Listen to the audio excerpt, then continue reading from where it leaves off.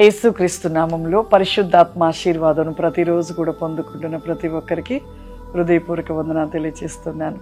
ప్రతిరోజు ఉదయం లేచి మొదటిగా ప్రార్థన చేసుకుంటున్నారా? వాక్యాన్ని ధ్యానిస్తున్నారా? పరిశుద్ధాత్మ ఆశీర్వాదం పొందుకుంటున్నారా? ఖచ్చితంగా పొందుకోవాలి. లేచిన వెంటనే ఈ లోకరీతైన పనుల వైపుగా మన మనసు పెట్టవద్దు. లేచిన వెంటనే మొబైల్ పట్టుకొని లోక సంబంధమైన వాటిని చూడవద్దు. లేచిన వెంటనే నీవు మోకాళ్ళు వేసి నీవు దేవుని స్తుతించేవానిగా ఉండాలి, స్తుతించేవారిగా ఉండాలి. లేచిన వెంటనే దేవుని గణపరచాలి. ఆ దినమంతా కూడా దేవుడు తోడే ఉండినట్లుగా ప్రార్థించుకోవాలి. ఆ విధంగా ప్రార్థించుకొని వాక్యాన్ని ధ్యానించి పరిశుద్ధాత్మ ఆశీర్వాదాన్ని పొందుకోనండి. ఖచ్చితంగా రోజంతా కూడా మీకు దేవుడు తోడై ఉంటాడు. ఏ పని విషయంలో దేవుడు విజయాన్ని ఇస్తాడు. ఈరోజు పరిశుద్ధాత్మ దేవుడు మనకిస్తూ ఉన్న వాగ్దానము యెషయా గ్రంథము 55వ అధ్యాయము 8వ వచనము. నా తలంపులు మీ తలంపులు వంటివి కావు, మీ త్రోవలు నా త్రోవలు వంటివి కావు, ఇదే యెహోవా వాక్కు. నా తలంపులు మీ తలంపులు వంటివి కావు. నిజమే. చాలా మంది అనుకుంటారు మనము ఎప్పుడు కూడా ఇది చెయ్యాలి అది చెయ్యాలి అని నీ ఇష్టానుసారంగా నువ్వు ఆలోచించి ఏదో చెయ్యాలి అనే ఆలోచనలతో పరిగెడుతూ ఉంటాము. కానీ దేవుడంట ముందుగానే మనకి ఏది కావాలో వచ్చే అపాయం ఏంటో అది తప్పించుట కోసము ఏ విధముగా మనల్ని ముందుకు నడిపించాలో ఎలా ముందుకు తీసుకెళ్లాలో ప్రభు ముందుగానే నిర్ణయిస్తూ ఉంటాడంట. కానీ మనం ఏం చేస్తాము? మన ఇష్టానుసారంగా పరిగెడుతూ ఉంటాం. ఒక యవనస్తుడు కూడా నాకు ఒకరోజు ఫోన్ కాల్ చేశాడు. ఫోన్ కాల్ చేసి అంటున్నాడు అనమాట, అమ్మా నేను ఒక బిజినెస్ పెట్టాలనుకుంటున్నాను, ఆ బిజినెస్ను నేను ఖచ్చితంగా పెట్టాలి అని నా ఆలోచన, నా ఆశ అని చెప్తున్నాడు. నేనన్నాను, నాన్న మరి ఆ బిజినెస్ పెట్టాలి అంటున్నావు, దేవుడి చిత్తం ఏముందో దేవుడి నిర్ణయం చొప్పున చేస్తే మంచిది అంటే, లేదమ్మా నేనైతే ఖచ్చితంగా పెట్టాలని ఆశ అమ్మా, నేను పెడతానమ్మా అనేసి అన్నాడు. అలా కాదు నాన్న, దేవుడి నిర్ణయం ఉండాలి ఏదైనా అనేసి చెప్పినప్పుడు లేదమ్మా అనేసి అన్నాడు. అన్నాక సర్లే నాన్న అన్నాను. అన్న తర్వాతకి మరలా ఒకరు వచ్చేసాడు.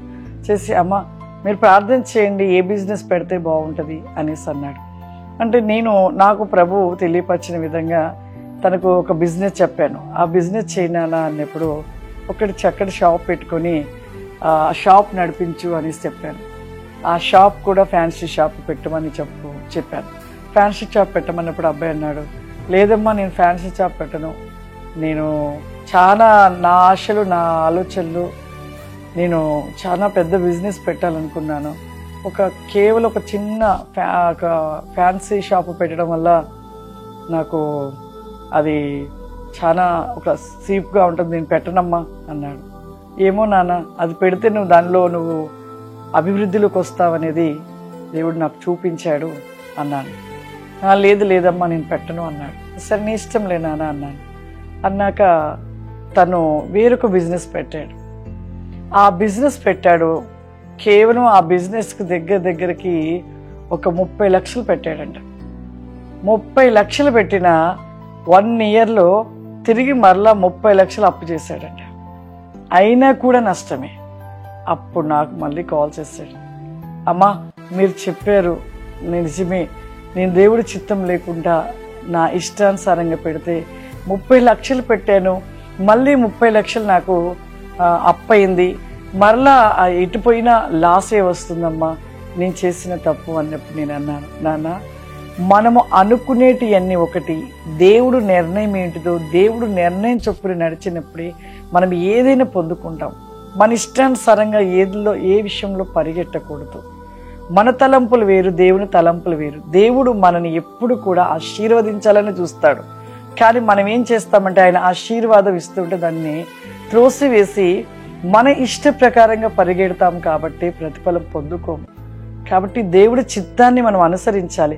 అది కష్టమే కానివ్వండి, శ్రమే కానివ్వండి, అది చిన్న పనే కానివ్వండి, ఏదైనా కానివ్వండి, ఆ పని దేవుడు చూపించిన పని మనం చేసినప్పుడు దాంట్లో మనం అభివృద్ధి పొందుతాం నాన్న అన్నప్పుడు, లేదమ్మా ఇప్పుడు నేనేమీ పెట్టలేని పరిస్థితి, నా పరిస్థితి ఘోరం అయిపోయింది అన్నప్పుడు, లేదు నాన్న ఇంత ఖర్చు పెట్టావు, ఇంత అప్పు చేశానన్నగా కొద్దిగా అమౌంట్ వేసుకొని ఆ షాప్ పెట్టన్నప్పుడు, సరే అమ్మ చెప్పారు కదా, దేవుడు చెప్తున్నాడు అంటున్నారు కదని తను ఒక 10 lakhs పెట్టి షాప్ మొదలు పెట్టాడంట.